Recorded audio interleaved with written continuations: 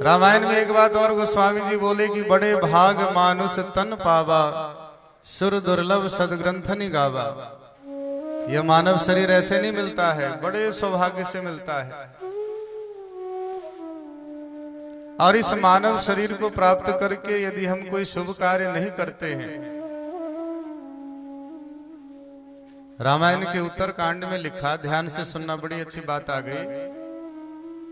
रामायण के उत्तर कांड में गोस्वामी जी कहते हैं कि कबहुक करी करुणा नर देही, देत ईस बिनु हेतु सनेही। रामायण में गोस्वामी जी बोले कि हम अपने सारे जीवन में इतना कर्म संचय कर लेते हैं कि उस कर्म का फल भोगते भोगते 84 लाख योनि बीत जाए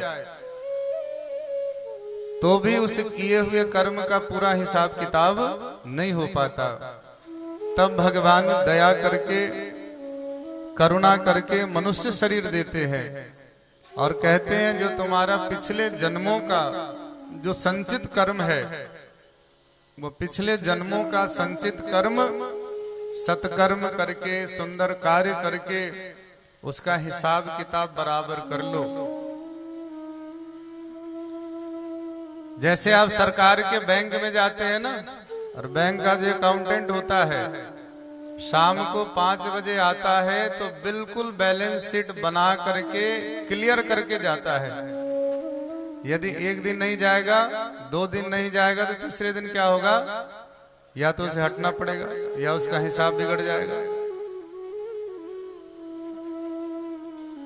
इसलिए ध्यान दीजिएगा कि आपको अपने जीवन का भी बैलेंस शीट ठीक करना है।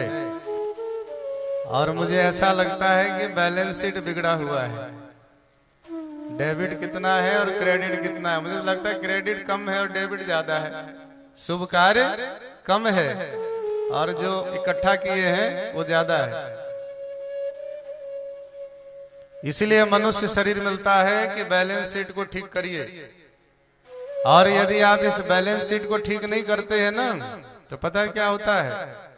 बचपन में वो खेलते थे ना, सांप सीढ़ी का खेल खेलते थे ना। इतना बड़ा सीढ़ी, कहीं छोटा सीढ़ी, कहीं छोटा सांप, कहीं इतना बड़ा। तो यदि खेले हो तो आपने देखा होगा कि 99 पे एक सांप होता है। 100 से पहले 99 पे होता है ना एक सांप, और उसका सीधा पूंछ कहां तक पहुंचता है? 0 पे। कहां पहुंचता है? 0 पे। अब व्यक्ति चारों तरफ घूम घूम के सीढ़ी चढ़ के ऐसा कर के पहुंचता है वहां।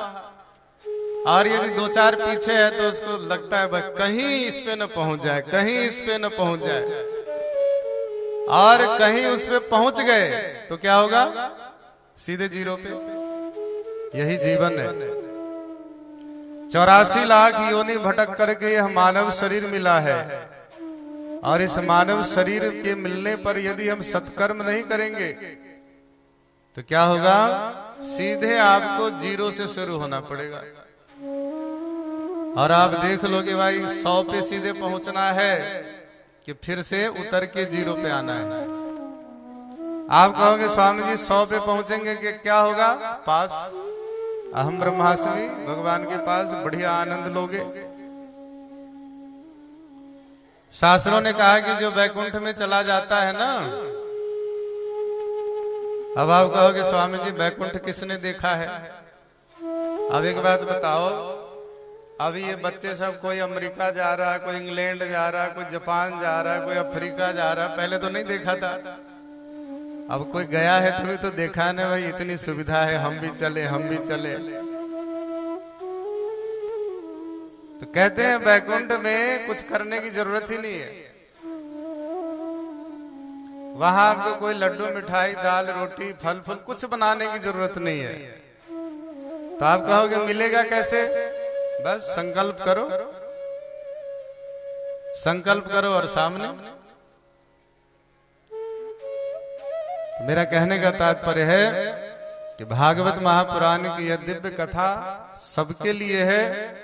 राजा परीक्षित हम सब है, और हम सब के जीवन में यदि श्री सुखदेव जी जैसे महान संत भगवान के भक्त आ जाएं तो निश्चित रूप से हमारा जीवन सुंदर हो सकता है। प्रेम से बोलिए राधे राधे।